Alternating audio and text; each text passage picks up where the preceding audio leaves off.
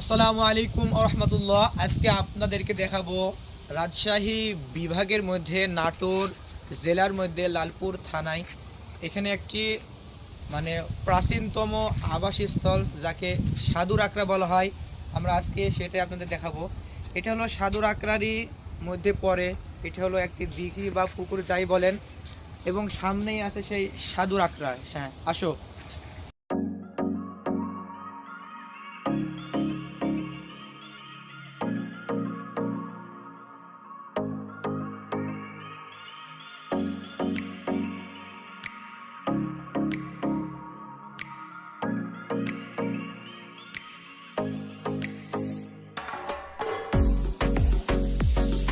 সেই আমাদের সেই ঐতিহাসিক প্রাচীনতম স্থান। এখানেই যারা সনাতন ধর্মাবলম্বী আছে তাদের বলা যায় একটি